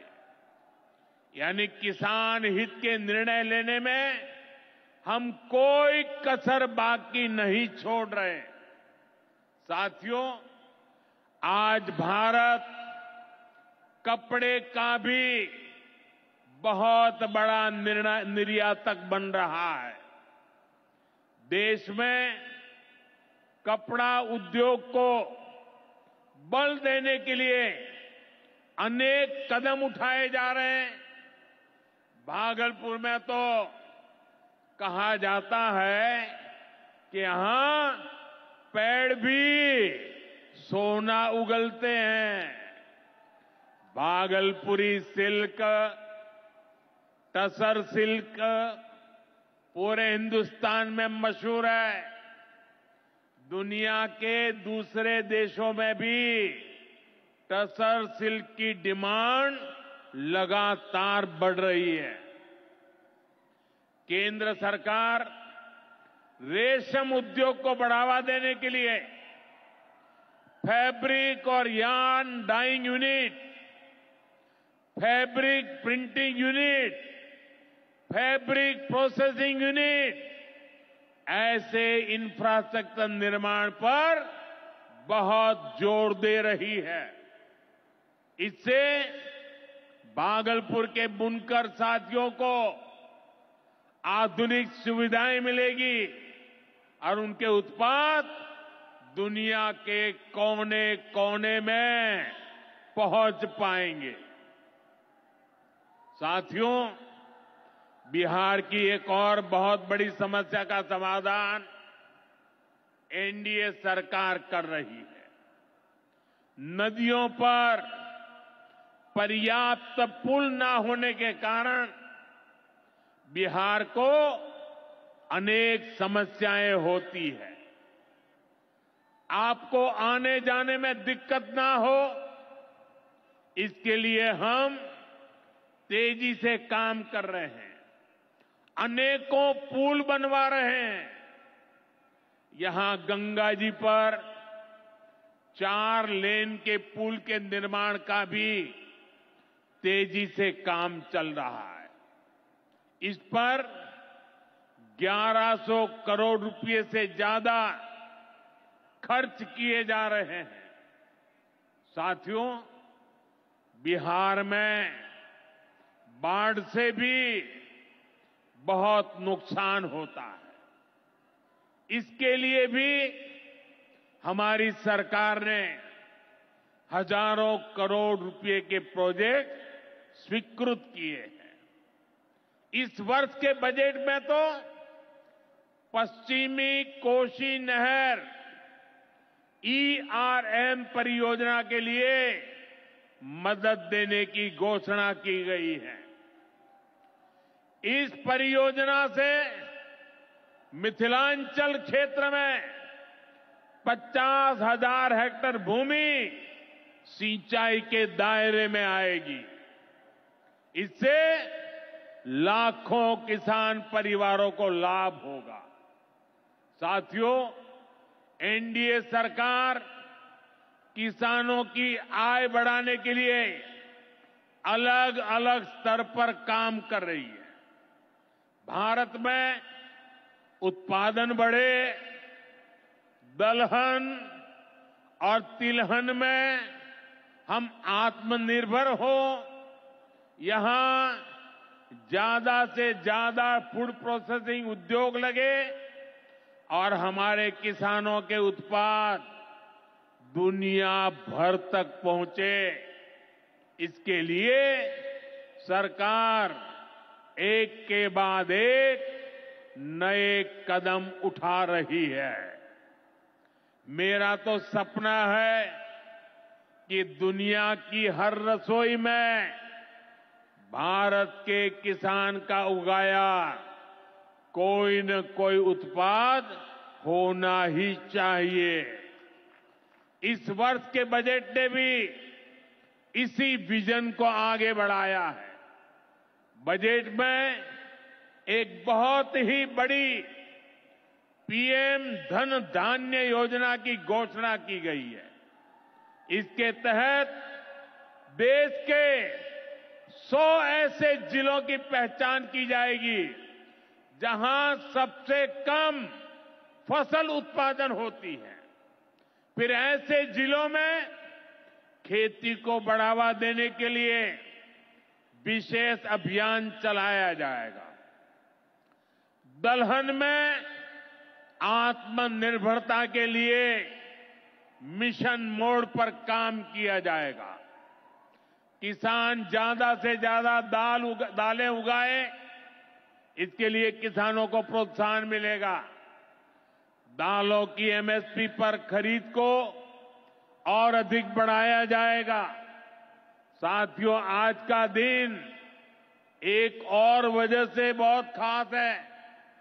हमारी सरकार ने देश में 10,000 एफपीओ किसान उत्पादक संघ बनाने का बड़ा लक्ष्य रखा था। आज मुझे ये बताते हुए खुशी है कि देश ने इस लक्ष्य को प्राप्त कर लिया है। आज बिहार की भूमि 10,000वें एफपीओ के निर्माण की साक्षी बन रही है। मक्का, केला और धान पर काम करने वाला ये एफपीओ खगड़िया जिला में रजिस्टर हुआ है।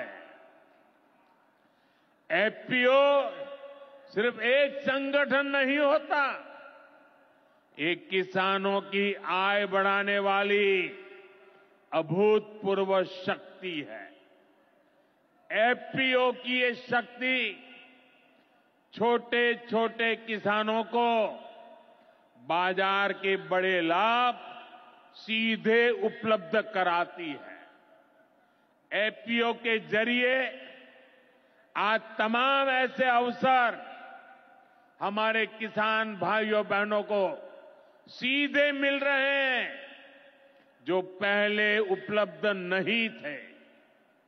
आज देश के करीब 30 लाख किसान एफपीओ से जुड़े हैं और बड़ी बात यह कि इसमें करीब 40% हमारी बहनें हैं। ये एफपीओ आज कृषि क्षेत्र में हजारों करोड़ रुपए का कारोबार करने लगे हैं। मैं सभी 10,000 एफपीओ के सदस्यों को भी बहुत बहुत बधाई देता हूं। साथियों, एनडीए सरकार बिहार के औद्योगिक विकास पर भी उतना ही बल दे रही है। बिहार सरकार भागलपुर में जो बहुत बड़ा बिजली कारखाना लगा रही है, उसको कोयले की भरपूर आपूर्ति की जाएगी। इसके लिए केंद्र सरकार ने कोल लिंकेज को स्वीकृति दे दी है। मुझे पूरा भरोसा है यहां पैदा होने वाली बिजली बिहार के विकास को नई ऊर्जा देगी। इससे बिहार के नौजवानों को रोजगार के नए अवसर मिलेंगे। साथियों, पूर्वोदय से ही विकसित भारत का उदय होगा और हमारा बिहार पूर्वी भारत का सबसे अहम स्तंभ है। बिहार भारत की सांस्कृतिक विरासत का प्रतीक है। कांग्रेस आरजेडी के लंबे कुशासन ने बिहार को बर्बाद किया, बिहार को बदनाम किया। लेकिन अब विकसित भारत में बिहार का वही स्थान होगा जो प्राचीन समृद्ध भारत में पाटलिपुत्र का था। इसके लिए हम सभी मिलकर निरंतर प्रयास कर रहे हैं।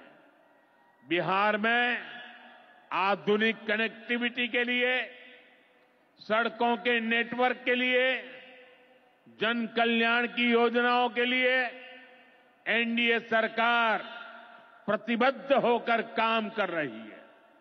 मुंगेर से भागलपुर होते हुए मिर्जा चौकी तक करीब 5,000 करोड़ रुपए की लागत से नया हाईवे भी बनाने का काम शुरू हो रहा है। भागलपुर से औंसडीहा तक 4 लेन सड़क को चौड़ा करने का काम भी शुरू होने जा रहा है। भारत सरकार ने विक्रमशिला से कटारिया तक नई रेल लाइन और रेल पुल को भी स्वीकृति दे दी है। साथियों, हमारा ये भागलपुर सांस्कृतिक और ऐतिहासिक रूप से बहुत महत्वपूर्ण रहा है। विक्रमशिला विश्वविद्यालय के कालखंड में ये वैश्विक ज्ञान का केंद्र हुआ करता था।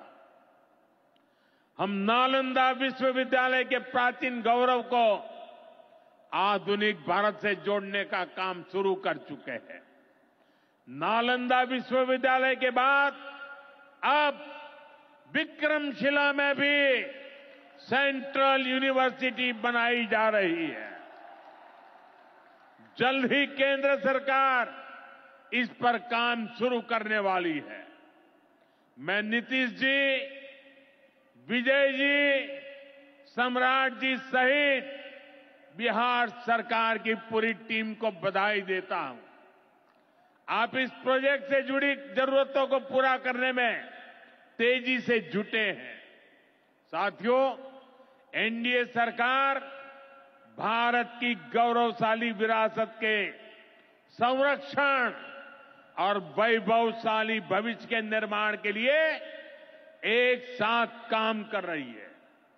लेकिन ये जो जंगल राज वाले हैं, इनको हमारी धरोहर से, हमारी आस्था से नफरत है।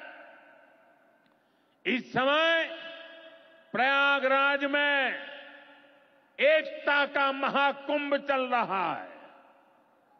ये भारत की आस्था का, भारत की एकता और समरसता का सबसे बड़ा महोत्सव है। पूरे यूरोप की जितनी जनसंख्या है, उससे भी ज्यादा लोग अब तक एकता के इस महाकुंभ में डुबकी लगा चुके हैं, स्नान कर चुके हैं। बिहार से भी गांव-गांव से श्रद्धालु एकता के इस महाकुंभ होकर आ रहे हैं। लेकिन ये जंगल राज वाले महाकुंभ को ही गाली दे रहे हैं। महाकुंभ को लेकर भद्दी भद्दी बातें कर रहे हैं। राम मंदिर से चिढ़ने वाले लोग महाकुंभ को भी कोसने का कोई मौका नहीं छोड़ रहे हैं। मैं जानता हूं, महाकुंभ को गाली देने वाले ऐसे लोगों को बिहार कभी भी माफ नहीं करेगा। साथियों, बिहार को समृद्धि के नए पथ पर ले जाने के लिए हम दिन रात ऐसे ही मेहनत करते रहेंगे। एक बार फिर देश के किसानों को और बिहार वासियों को बहुत बहुत बधाई। मेरे साथ बोले, भारत माता की, भारत माता की। बहुत बहुत धन्यवाद। हमारे यशस्वी मेरे साथ बोले, भारत माता की, भारत माता की। बहुत बहुत धन्यवाद। हमारे यशस्वी खूप खूप आभार माननीय नामदार मुख्यमंत्री माननीय नामदार श्री देवेंद्र फडणवीस जी आणि सर्व मान्यवर. सर्वांनी इथेच उभं राहायचं आहे. कार्यक्रमाची सांगता राष्ट्रगीताने होणार आहे. सर्वांनी आपल्या जाग्यांवर उभं राहायचं आहे राष्ट्रगीतसाठी.